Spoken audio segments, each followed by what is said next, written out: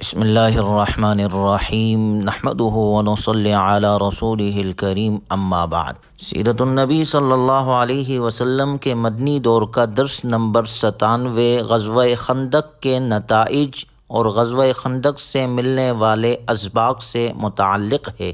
غزوہ خندق میں دشمنان اسلام نے 1 ماہ یا تقریباً اس سے بھی کچھ زیادہ عرصہ رسول اللہ صلی اللہ علیہ وسلم اور مسلمانوں کا محاصرہ جاری رکھا تھا، اور مجموعی نظر ڈالنے سے معلوم ہوتا ہے کہ محاصرے کا آغاز شوال میں ہوا تھا اور خاتمہ ذی قعدہ میں ہوا۔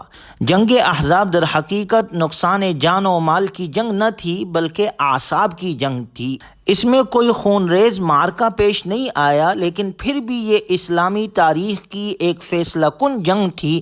چنانچہ اس کے نتیجے میں مشرکین کے حوصلے ٹوٹ گئے اور یہ واضح ہو گیا کہ عرب کی کوئی بھی قوت مسلمانوں کی اس چھوٹی سی طاقت، اس ریاست مدینہ میں نشو و نما پانے والے مسلمانوں کو ختم نہیں کر سکتی، کیونکہ غزوہ احزاب میں جتنی بڑی طاقت دشمنان اسلام کی آپس میں جمع ہوئی تھی، تمام کفریہ طاقتیں اور تمام گروہ ایک ہو گئے تھے۔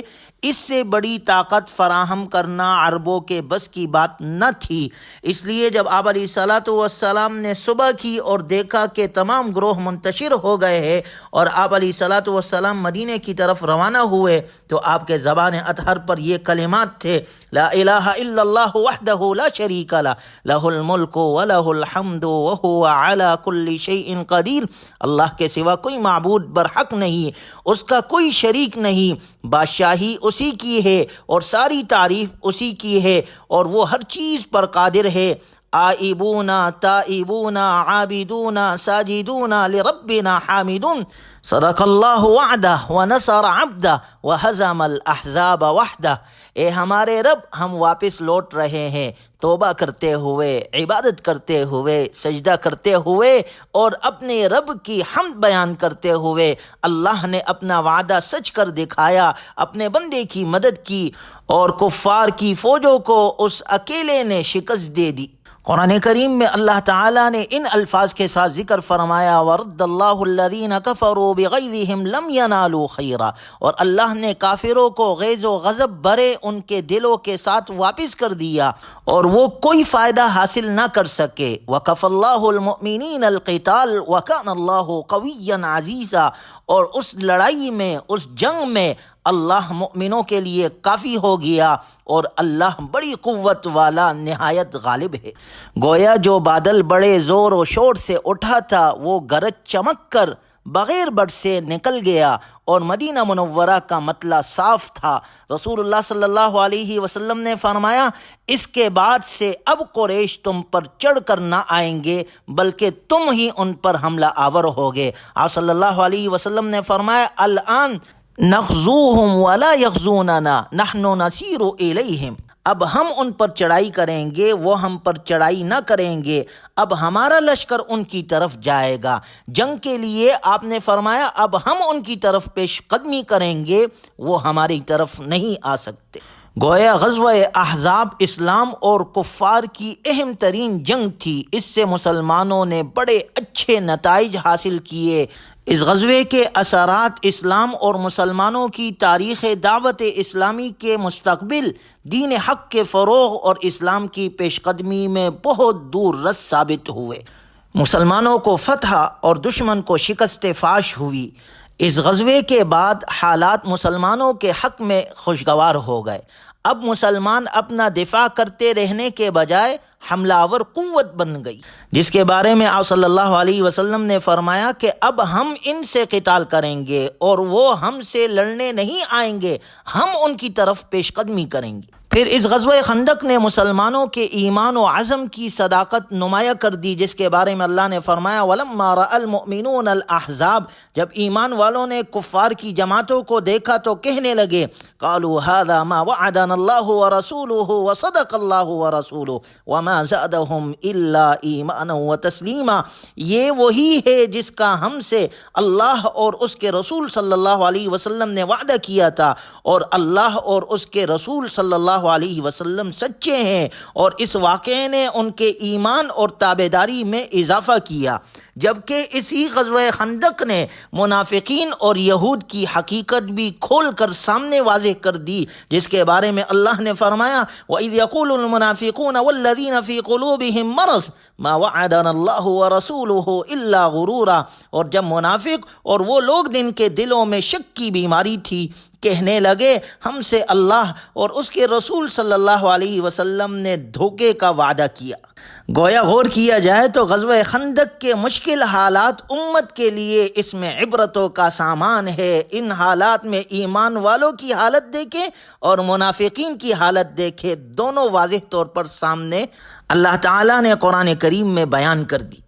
پھر اس غزوے میں حضور صلی اللہ علیہ وسلم کے وہ تمام معجزات جو خندق کی کھدائی کے دوران یا بعد میں رسول اللہ صلی اللہ علیہ وسلم کے ذریعے صادر ہوئے، مثال کے طور پہ حضرت جابر رضی اللہ عنہ کے کھانے میں برکت، وہ کھانا سب کے لیے پورا ہو جانا، یا اسی طرح مشرکین پر اللہ کا عذاب بن جانے والی طوفانی آندھی، اور خندق کی کھدائی کے دوران چٹان کا ٹوٹنا اور فتوحات کی خوشخبری آپ علیہ الصلاۃ والسلام کا سنانا، اسی طرح اور جو معجزات پیش آئے جن سے اللہ تعالیٰ نے اپنے نبی صلی اللہ علیہ وسلم کی تصدیق اور تائید فرمائی تاکہ ضدی اور متعصب لوگ، منافقین اور مشرکین اور دیگر دشمنان دین کے پاس کوئی حجت اور بہانہ باقی نہ رہے، اور انہیں اسلام قبول کرنے میں جو رکاوٹیں حائل تھی وہ سب دور ہو جائے۔ یہ بھی اس غزوے سے ہمیں بڑا سبق ملتا ہے۔ اسی طرح اس غزوے میں کفار اور مشرکین اور یہود کے ظاہری اتحاد کا پول کھل گیا۔ یہ چند گروہ جو بظاہراً متحد تھے لیکن کفر اور شرک کی وجہ سے ان کے دلوں میں ایک دوسرے کے بارے میں شکوک و شبہات کے کانٹے اگے ہوئے تھے، اس سے دنیا پر یہ حقیقت آشکارا ہو گئی کہ ان کا اپنے مذہب اور عقائد کے ساتھ کتنا تعلق تھا۔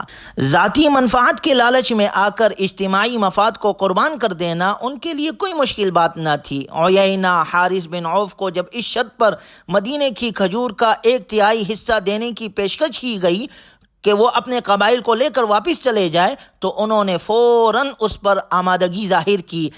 اسی طرح مشرکین کے درمیان بڑی آسانی سے شدید قسم کی غلط فہمیاں پیدا ہو گئی۔ ان کا اتحاد تحسبهم جمیعا وقلوبهم شتى، آپ انہیں اکٹھا گمان کرتے ہیں جبکہ ان کے دل ایک دوسرے سے جدا جدا ہے۔ بظاہراً ایک نظر آنے والے گروہ حقیقت میں ایک دوسرے سے جدا جدا تھے۔ پھر اسی غزوہ احزاب میں خندق کی کھدائی میں رسول اللہ صلی اللہ علیہ وسلم بنفس نفیس اپنے صحابہ اکرام رضی اللہ عنہم اجمعین کے ساتھ شانہ بشانہ موجود تھے۔ آپ خود کھدائی کر رہے ہیں، ان کے ساتھ ہر کام میں موجود ہے۔ آپ علیہ الصلاۃ والسلام کے اس عمل سے حکمرانوں اور رعایا کے لیے پیروی کا اعلیٰ نمونہ آپ نے قائم فرما دیا کہ سب برابر ہے، سب کے حقوق بھی برابر ہے، کسی کو کوئی ترجیح حاصل نہیں ہے، اور بندگی کی یہی وہ سچی روح ہے جو آپ علیہ الصلاۃ والسلام کی پیغمبرانہ شخصیت میں جلوہ نما نظر آتی ہے۔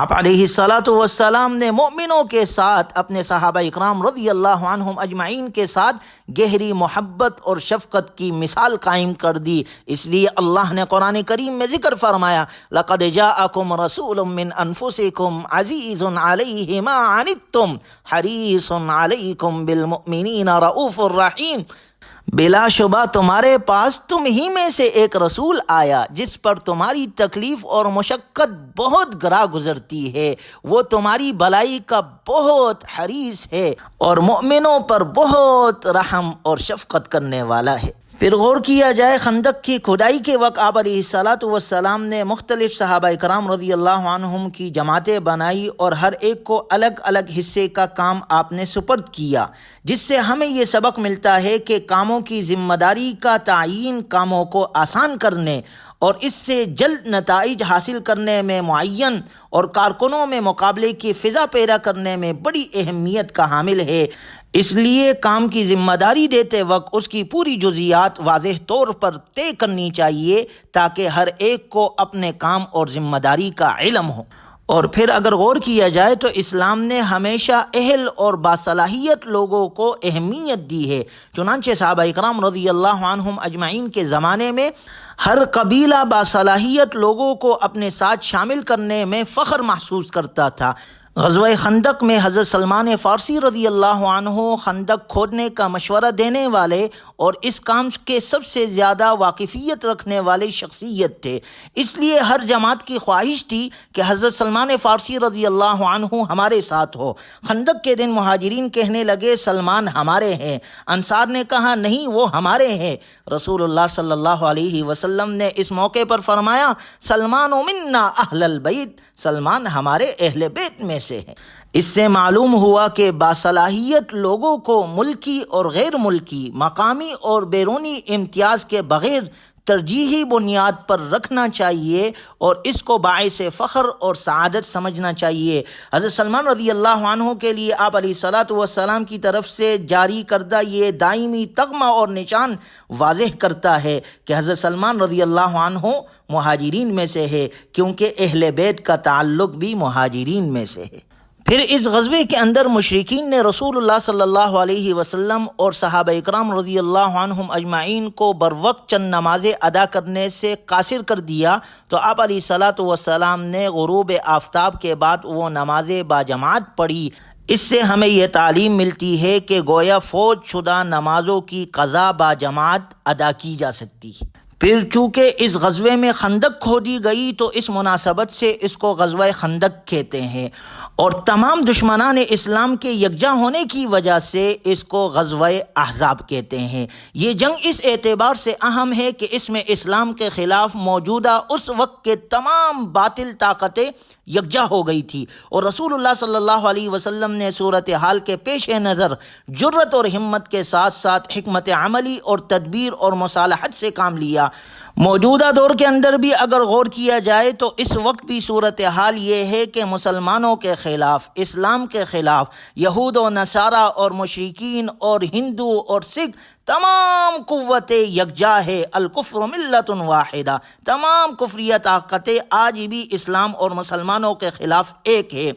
اس وقت بھی ان سب کو یکجا کرنے کا کام یہودی دماغ نے کیا تھا، اور آج بھی اگر غور کیا جائے تو آج بھی یہودی دماغ ہی اس کے پیچھے کام کر رہا ہے۔ گویا ان سارے گروہوں کو، کفار کو اسلام کے خلاف جمع کرنے والا یہود ہے۔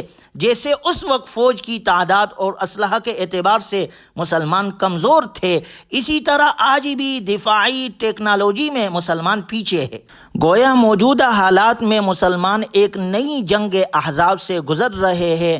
ظاہر ہے کہ ان حالات میں ہمیں وہی طریقہ اختیار کرنا ہوگا جو رسول اللہ صلی اللہ علیہ وسلم نے اپنے عہد میں اختیار کیا تھا، اور اس میں تین باتیں بنیادی طور پر اہمیت کی حامل ہے۔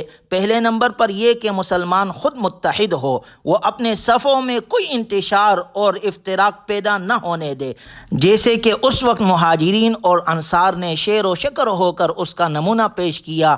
اس وقت اس امت کا سب سے بڑا روگ اس کی باہمی نا اتفاقی اور انتشار اور افتراق ہے۔ جو قوم بکھری ہوئی حالت میں ہوتی ہے وہ یکے بعد دیگر دشمن کا لقمہ بنتی جاتی ہے۔ دوسرے نمبر پر اعدائے اسلام کے درمیان افتراق اور اختلاف کی جو بنیادیں ہیں، مسلمان انہیں نمایاں کرے اور موجودہ دور میں دشمنان اسلام کے اتفاق کو توڑنے اور ان کے نظام کو ختم کرنے کی کوشش کرے۔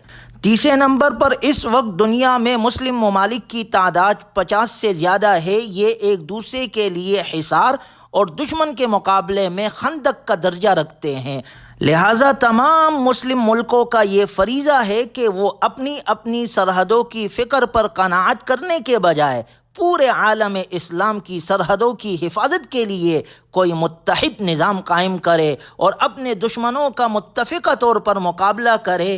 اس طرح وہ سرکش سے سرکش دشمنوں کو بھی اپنا رویہ بدلنے پر مجبور کر سکتے ہیں۔ اللہ تبارک و تعالی ہمیں اپنے دین حق کے لیے قبول فرمائے، مسلمانان عالم میں اتفاق اور اتحاد فرمائے، اسلام کا بول بالا فرمائے، یہود و نصارہ اور منافقین اور جو لوگ مسلمانوں کے خلاف، اسلام کے خلاف اور ہمارے ملک کے خلاف جو منصوبے بنا رہے ہیں اللہ ان کو ناکام و نامراد بنائے۔ اگر ہدایت قسمت میں ہو اللہ ان کو ہدایت عطا فرمائے، اگر ان کی قسمت میں ہدایت نہیں ہے، ازلی بدبخت ہے، تو اللہ ان کو دنیا میں عبرت کا نشانہ بنائے اور ان کے شرور سے اللہ تمام مسلمانان عالم کی حفاظت فرمائے۔ وآخر دعوانا ان الحمد للہ رب العالمین۔